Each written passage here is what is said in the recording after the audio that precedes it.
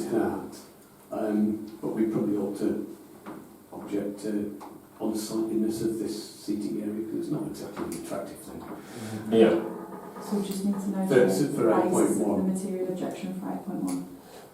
So what would you want me to... Oh, God. Can I get back to you tomorrow? I can't remember. I can't remember what the official categories are. Aesthetic, I think, is one, isn't it, that we can do. So we go on the basis of aesthetic. Yeah. Aesthetic. If there's a slight variation, I'll let you know. I'm sorry, I haven't got that in this one. Yeah. That okay? It is okay, it's just adding anything tomorrow after the council meeting after the instruction. So the instruction could be that I'd be given delegated authority to select from it if that's easier. Yeah. Otherwise I'd only be able to do aesthetic based on this evening's decision. Yeah. Do delegated. So if we get I'll votes... still speak to you tomorrow. Yeah, okay. Yeah. So if we get votes in favour of... so for 8.1, delegated powers to the clerk to select the correct sort of thing, we think it's going to be... the aesthetic of it. Yeah. The light blue for 8.2 Yeah. and applying the tree policy 8.4. And I just know Councillor Sherry's support with the delegate Yes. 8.1 tomorrow, so it's noted in the minutes. Okay. Yeah, can I just get votes in favour then, please, of full house? Yeah. Thank you. Excellent, thank you. Okay, so item 9, to receive a report from clerk, RFO, regarding core budget preparation for the 2025-2026 financial year. So I'll hand over Yes. to yourself, Jennifer. So this is your bound pack, mini pack. I am obviously going to take this as June just read, but I thought it would be important tonight just to go through some of the key areas just to help support the conversation. This item in the agenda is slightly different to last year because it is separated out. So in this year's agenda, you have got to receive the report, and then 10 is to obviously move forward in the budget setting, and 11 in the pre-set side of things. So this agenda item is to receive and obviously to discuss, if that's okay. The pack doesn't need approving is what I'm saying, Chair. Yep. So in my role as your clerk and your RFO at a top level, it forms part of my role responsibility to prepare the budget preparation.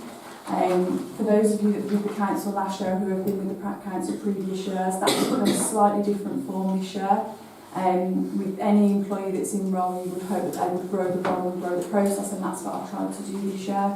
I think, Ian, I think you're the only councillor here that's probably not been through this process before, so doesn't have anything to compare it to. I have tried to sit back and have a look what I would need as a councillor to make a balanced decision on the budget.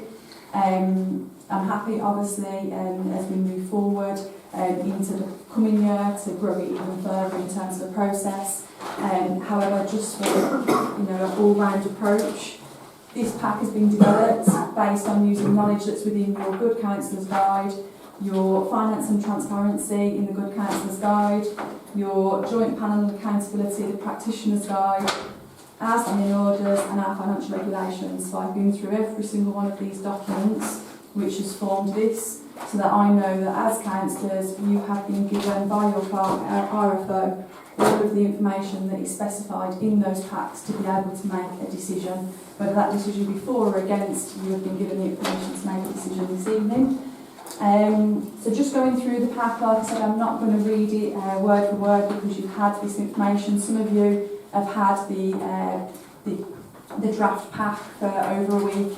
The rest of you have had the final pack since Wednesday. Obviously you were asked to submit any questions you may have.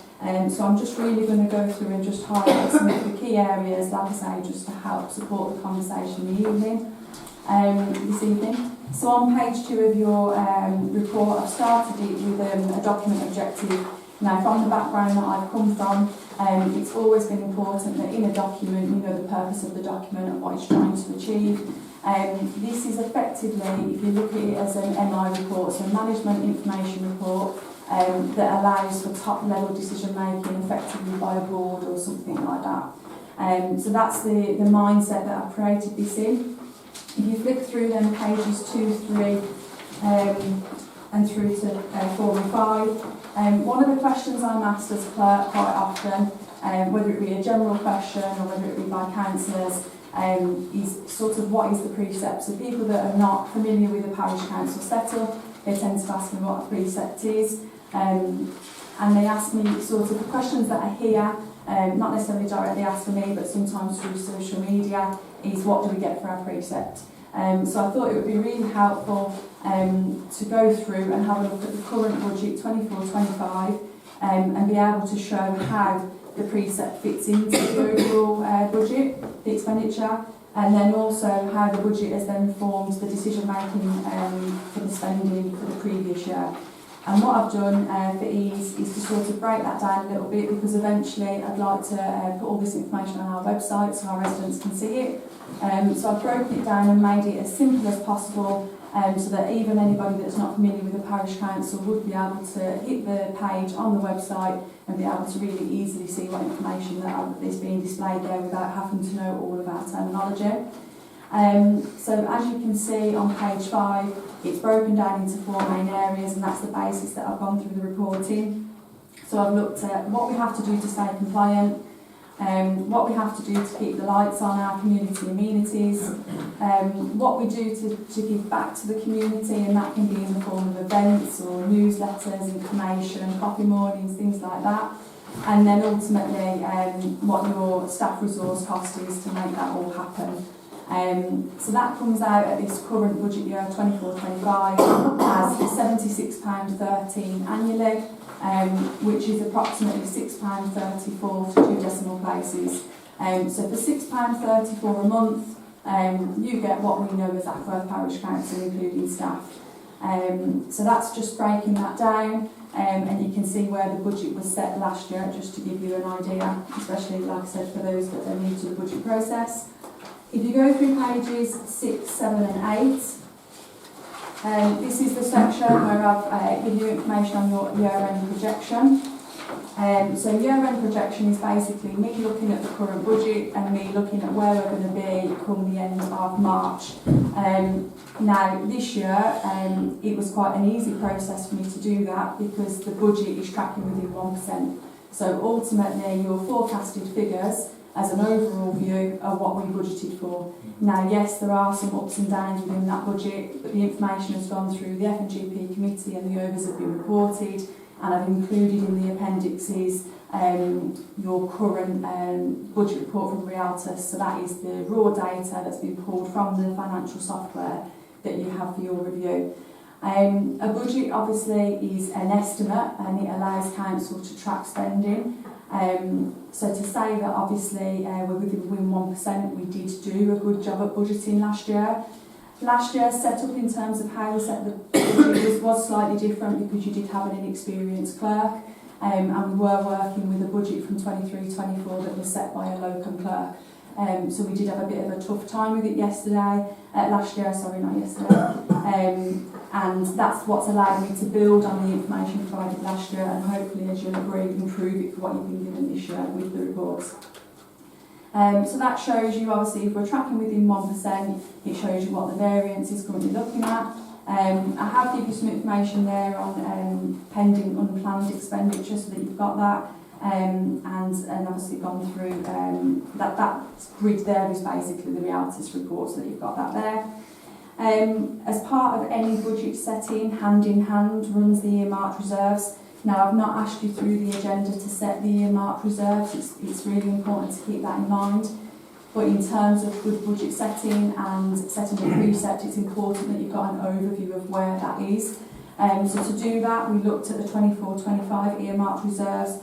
As you know, council, we've managed to secure some funding in bits and pieces, and we've managed to do a lot of savings, especially on the office refurbishment, because it was a lot of volunteers and both staff and community members that got involved in that, so there was a lot of savings there.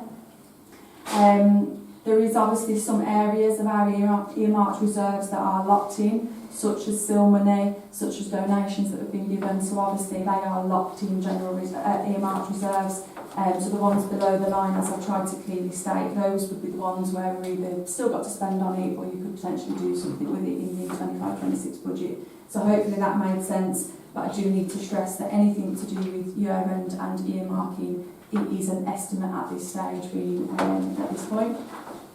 Just a quick thing to think, Yes, that's yeah. alright. Can I just say a massive thank you to the office team and the volunteers for all the work that was done on the office. It just made it a much better open space, and it has, like you say, Yeah. it saved the council money, which is really good for taxpayers and the value of this parish as well. So yeah, Yeah, it's definitely much better. thanks to everyone involved. We don't have to shout through walls anymore. Yeah.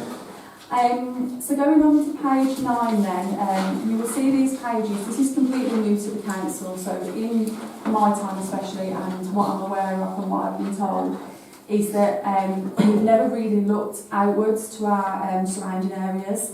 And I'll be honest with you, the reason why I did this is because this year I've had a lot of feedback when we've been trying to look for funding or youth provisions, where I've repeatedly been told that Ackworth is this affluent area and that we're not supported for things like Christmas lights and we're not supported for things like youth provisions. So it started making me question, okay, so for our surrounding areas, what do you get for your money there? What is the preset percentage, things like that. Now, the next pages 10, 11, 12, this information is all available on Wakefield Council, but it's not as if you can download it as the tables that you see there. So if I told you that for every single line of that data, I had to pull a separate report from the Wakefield Council website to take the data for not only us, but the surrounding areas, to analyse it all together, it's one of the feedbacks that I'm probably going to give to Wakefield Council as a clerk, to say when we're preparing information for our councillors, this information really should be in an easier format and more accessible. Because to know, obviously, page 10, for example, what Ackworth has put their precept up by in the last 10 years, for me, we should have that data at fingertips. We should be able to click something, we should be able to see it, because ultimately we've set it through Wakefield Council and we haven't. So that's certainly some personal feedback I'll be giving as clerk. But I found it really interesting that from, as you can see, the chart goes from 2014 to stroke 15 all the way up to this current year. And you can see in the chart, and members of the public, this will be on our website in time, so you'll be able to see yourself. But you can see that over those 10 years, the precept has only ever gone up based on the tax band D by a total of £4.53 in 10 years. So you can see that Ackworth has definitely tried to remain within a reasonable increase level. And I do know that obviously from the previous years, especially, there's been a lot going on in the world. We've had obviously COVID and people being furloughed, we've had the cost of living crisis. So I understand there's been a lot going on. But I thought it was really interesting to see what Ackworth has been doing with their precept basically. So I hope you found that as useful as what I did on page 10. Going into page 11, the only thing that I'd like to just call out here, because again I know you've read all the data, is that one of the statistics that I found is that of the 8,904 parishes that issue a precept, on average, for the current year, 24-25, it's at a rate of £85.88. So we're actually, as Ackworth Parish Council, we're £9.75 under what is the national rate really. Now, that you do have to consider that takes into all councils, no matter how small, no matter how big, because that's how you get an average. But I did think, that was a key piece of information to put in the pack. I then looked, like I said, at surrounding areas. So of the ones that I could get information for, I looked at Upton and North Emsall, I looked at South Emsall, and I looked at South Kirby. The information I've taken is from their websites. So from what I could get my hands on their websites, I've been able to look at the amenities that they offer to the community. I've been able to look at their population base, and then from Wakefield Council's data, I've been able to look at their taxable base and then what their precepts charged on. So the one that I could find locally that was the most comparable to Ackworth in terms of what they offer, and obviously it's really tough to compare apples to apples, so you have to understand that this is for information only. So South Emsall, for example, was the one that I could find that was most similar tax base, and their precepts, their annual precept last year was set at £193.42. based on a band D, and Ackworth was set at £76.13. So again, that sort of, made me think, right, well, this is what people are doing around us. So again, it's for information only, but it is to stress that there are people out there in other towns and parish councils that do things a bit differently to us, do offer amenities slightly within line, and it allows us to give some comparison basically, which is why I've done that. So I hope you found that helpful. And then on to page 12, taking that just one step further, looking at the increases from WMDC and looking at the UK inflation, you can see quite clearly that the world around us is only getting more expensive. So I thought, that was a really good one to include as well. I have given all my source information on each page, so obviously if you needed to, hopefully you've been able to verify that yourself. So that was on my analysis for consideration. Again, something you've not had before, I'm sure you had a lot of evening reading over the past few days. Going on then to page 13 and, 13, 14, 15 and 16. This gets into obviously the agenda item, which is number 10, and this goes into your proposed budgets. Now, you can see from page 14 that I've given you two appendices, as I've said, appendices 1 and 2. That gives you the detail of it basically, of what this pack is offering to you. But this page gives you a summary overview, so it gives you a forecasted income, forecasted expenditure, and it gives you obviously a forecasted variance. Loss of households that I've got noted here in the key takeaways, I just wanted to confirm what that was. And that is basically people that are no longer eligible to pay council tax within Ackworth. It's nothing to do with any boundary changes, that's just that we've lost 11 households, so I just wanted to confirm that for clarity. Now I appreciate that the forecasted variance, and I'll read it out obviously so that the audience are aware what we're talking about. So from what I have said we have forecasted to income and what I have said we have forecasted as an expenditure, we are looking at a negative variance of £53,086.77. So that is a big number, there's no hiding that. We are carrying a deficit budget, and we have done, this is the third year that we've gone into that. So we would always be in a position where we're carrying a deficit budget, that we would be looking at a deficit budget. But in terms of what that variance would do, it covers basically fixing any unclaimed additional resource hours at a junior rate and not offering a senior person like myself more contracted hours. So recently we looked at staff, and that brings a junior person in to take in some of the low-level admin. It is an increase and not a reduction in provision. So this year we've spoken a lot about focusing on funding, we've spoken a lot on community networking, we've spoken a lot on growing our events, so that allows us to move forward and not reduce services. And as I've just mentioned, if obviously council were to consider this proposed budget, it would move us away from the 3-year variance budget that we've obviously been in, and it would allow us to actually balance the budget and reset and move forward. So I appreciate that variance is a big number, but there is some historical elements there that we need to obviously address. Moving on then into pages 15 and 16, I'm sure you've worked out these are the similar pie charts that I've already put together. So 15 basically just shows you as a comparison, and so the 16 as what the current budget set is, and then comparing it to if you accepted this proposed budget, what that would be set at, and it lays them out side by side just to give you an idea. And as you can see, the area that's got the biggest increase is the community amenities, and that's because inflation around us on things like utilities has been accounted for at that 3.5% increase.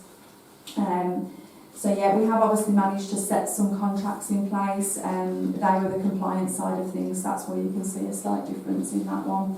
And as I've already said, from the resource element, it's to fix additional hours that are being worked and unclaimed. So you've got that information there.